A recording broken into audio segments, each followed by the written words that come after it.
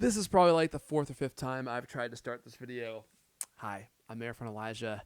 You might be wondering why, at the height of when my YouTube channel was finally starting to take off, I suddenly just up and disappeared. And then 2 years later, I made a video saying that I was going to be back, and then I didn't come back for 2 years after that. And here I am. And here's my my new attempt at actually coming back to this channel. I'm going to talk about a lot of stuff. If you're wondering where I've been, I'm going to talk about that. If you're wondering what's next for this channel, if you actually care about this channel, I'm going to talk about that. And I also thought it might be interesting just to talk about how my back and forth on this YouTube channel, my disappearance, literally cost me millions of dollars. Millions of dollars. So if you want to hear about all that, if you want to hear about what's next, I'm going to try and do this in just one take. Let's just go ahead and dive into it.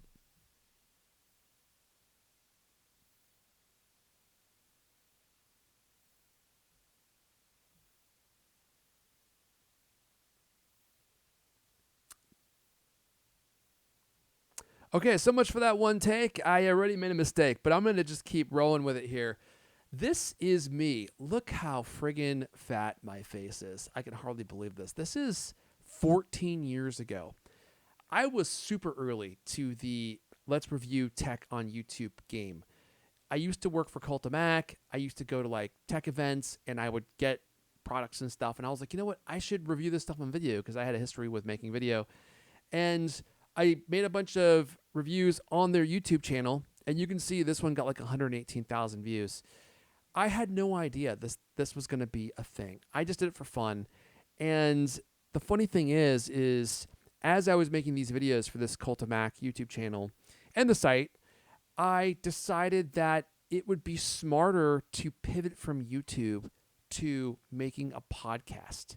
If you didn't know, I have a podcast called The Cultcast, which I've been doing for 14 years. And it's one of the top performing tech podcasts. Although, ironically, I am now on break from this very podcast. And that's one of the reasons why I'm here making this video, because I finally have time to do this. And the funny thing is it was one of the worst mistakes I ever made in my life. Now, I will caveat that with, I absolutely love making the podcast. It's been a labor of love, so I love to do it. But like financially speaking, one of the worst decisions I have ever possibly made. Whenever I think about this or talk about this, I wouldn't say it depresses me, but I'm horribly disappointed at the decision that I made, because people that were making YouTube videos at the time that I started were like Louis Helsentager, Unbox Therapy, Marquez Brownlee. In fact, I beat him to the game. If I would have just stayed making YouTube videos, my lights turned out for some reason.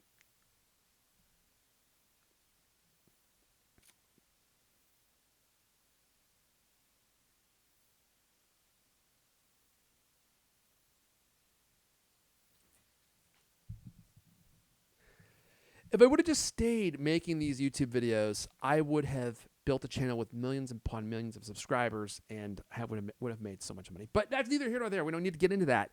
But one of the biggest financial blunders I have ever made. Let me talk about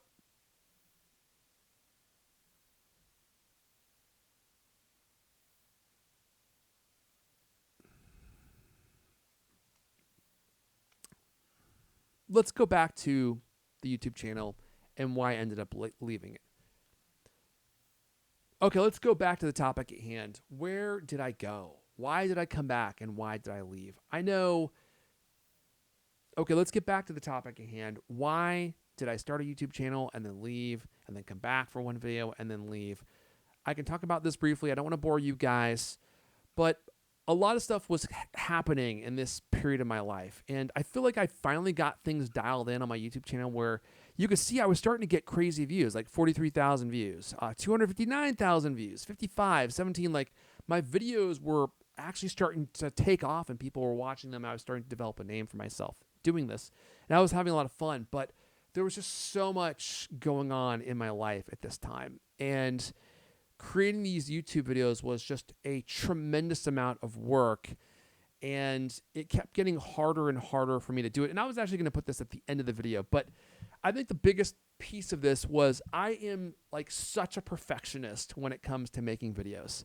I want every video to have like the perfect thumbnail, to have the right tone. I was spending all this time editing everything and putting everything together and making everything as perfect as I possibly could. And you'll notice this number right here, 87 videos on my channel. I would obsess over views, right? So like, how many views would it take me to get to like 100,000 subscribers?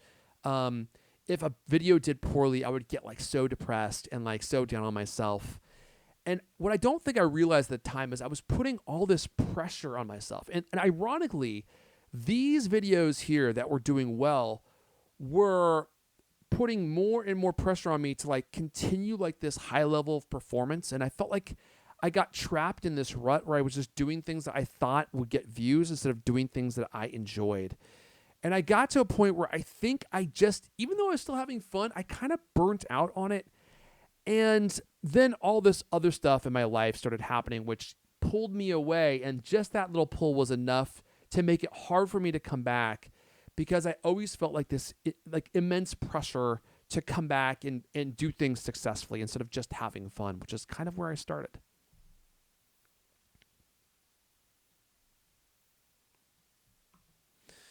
Now, when I first started the channel, I, like everybody else, I had a job, I was working, I still work, right? And during this time, it was such a weird time, like COVID was going on, and there was a lot of things that were changing in my job, and I became unhappy, and I was getting unhappier and unhappier, and finally I was like, I have to leave. And I just quit my job because I was like, they were making all these changes, and they were changing the business, and I was like, I just can't do this anymore. And so at that time, as I sometimes do, I'm like on a whim, I started an Amazon business, right? Selling things on Amazon. And I'd watched all these like TikTok videos and like YouTube videos about how to like, drop ship and do all this crazy stuff on Amazon.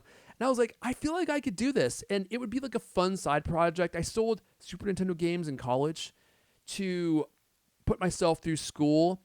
And so I was kind of familiar with like the buying and selling space. And so I decided to start this Amazon business. Well, that kind of blew up into its own thing. Here's me in my backyard.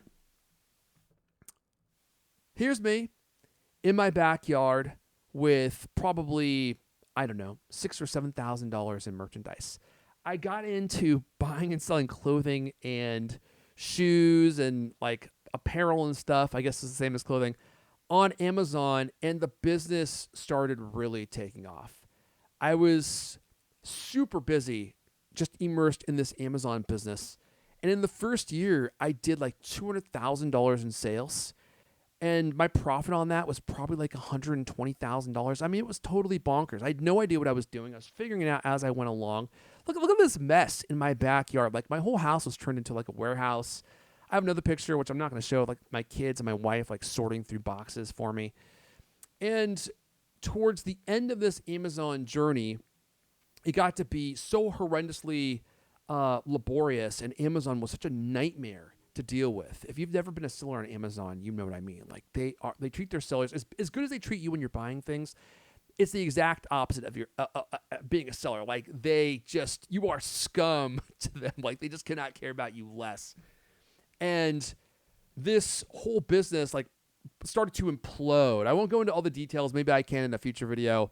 But I was on the verge of losing my Amazon business. Some people had complained, I think erroneously, about some of the products I had sent to them, even though they were like perfectly legitimate.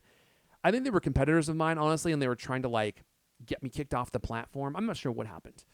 But when that happens on Amazon, you are in big trouble, because Amazon will keep your stock. They will destroy it. They'll charge you for it. And I had tens of thousands of dollars worth of merchandise just tied up in Amazon's system. And all of this just created like an incredible amount of stress. I had like this huge business that I'd built. I was getting ready to train other people to start doing what I was doing, to start working for me. And I was going to build like this Amazon empire. And like in a matter of like probably 3 weeks, the entire thing just started to crumble down. And I became incredibly stressed out about it. I'm like trying to manage like this Amazon business, and the whole thing is crumbling. And I realized I had to like basically just stop the whole thing. I recalled like hundreds of pairs of clothing and shoes out of the Amazon warehouses all over the country, all over the world, just so that Amazon wouldn't decide to keep it and destroy all of my stock. I talked to a lawyer. I mean, the whole thing was totally bonkers. All that to say, between the job and the Amazon and the pressure, I just could not get myself to go back into this medium, even though I really missed it a lot. I feel like video is kind of my medium. I always wanted to be on this YouTube channel. I kept making plans to come back. It became a meme on my podcast, which, by the way, is called The Cultcast. If you've never checked it out, you might enjoy it. We talked about all things Apple, tech, and we had a ton of fun. It was like the same kind of weird tone as like my YouTube channel, kind of goofy comedy mixed with tech and stuff. But I'll tell you, making a podcast about tech is really, really difficult. Like, tech podcasts don't typically do very well. Podcasting has changed a lot since I started podcasting. Like, when we started for like the first 8-9 years, we were audio only. And then we finally made a move into video. And so, highly discourage you from ever starting a podcast, period. I could probably do a whole nother video just on that.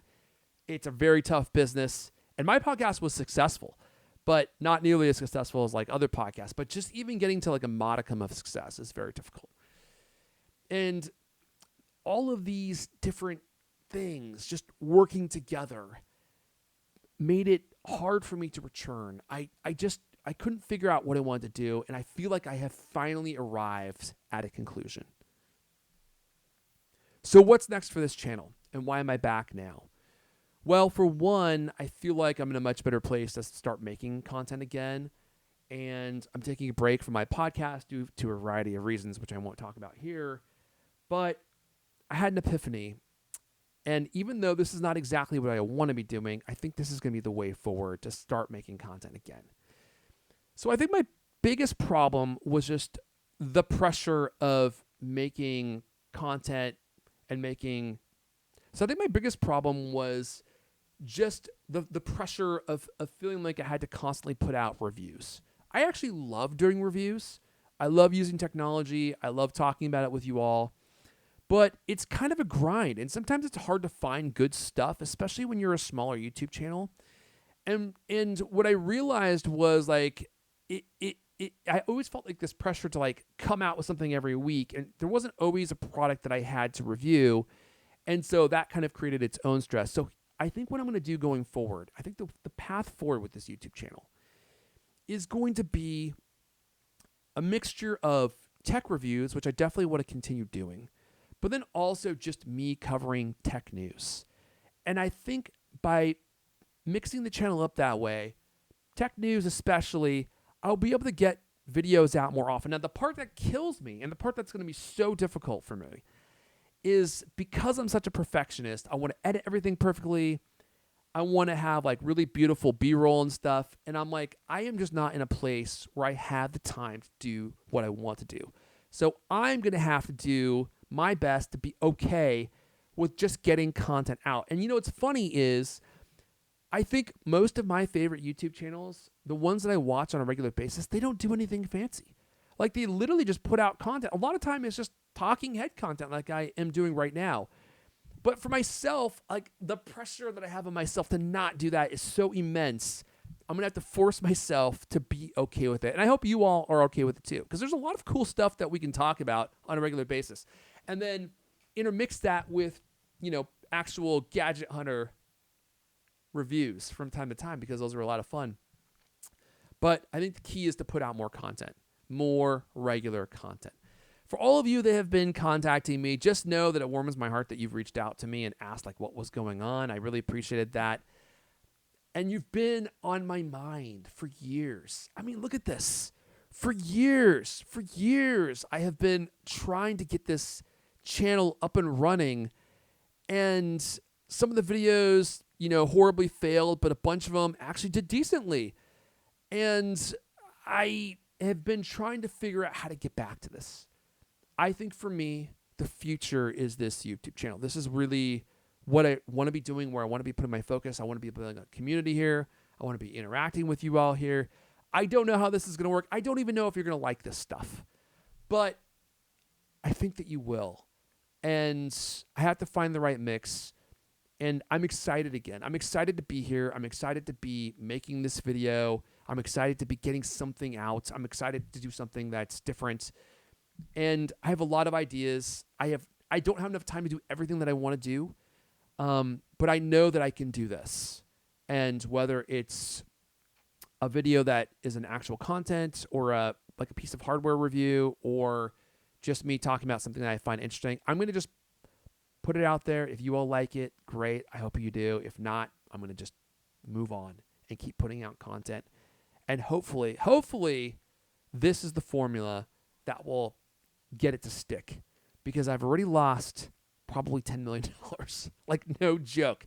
Do you know how rich Louis Helsentegger is and Unbox Therapy and MKBHD? I mean, they're making like millions of dollars a year. I mean, I don't even really care about the money. I mean, obviously I want the money, but it's not what's most important to me. And yet the part that kills me is like, if you make enough money doing YouTube, then you can do YouTube full time. And I think that would be pretty cool. But there's way more competition now than there ever has been in the past. In fact, I don't even know if a tech channel could be like Unbox Therapy or MKBHD anymore, because it's just so competitive. But you know what? I think the Gadget Hunter can do it. I think I'm up to trying. So that's where I'm at. That's where I've been. I took some notes. Hopefully this made sense. I feel like I just rambled at you for like the last 10 minutes. But expect more content soon. I know I said that once 2 years ago, and then I pieced out of here and never came back. And actually, the comments on that video were hilarious. They're like, is this guy serious? Did he seriously just put out a video that says he's back after 2 years and then leave and not come back for 2 years? So just know I found great comedy in those comments, because that was not my intention. But it is what happened. And life happens. Oh my gosh. I've spent the last 14 or 15 years of my life making regular content. Like with the Cult Cast, I hardly missed an episode in the 14 years of making it. How crazy is that? I think I only missed 2 times. I was editing a Cult Cast in the hospital room after my kid was born. I mean, just like, I did my best. I was so committed to this medium, and I just love it so much. But anyway, now I'm definitely just rambling. Look, I'm going to wrap it up there. Thanks for tuning in. I'll be back soon. I really actually will be. I'll see you guys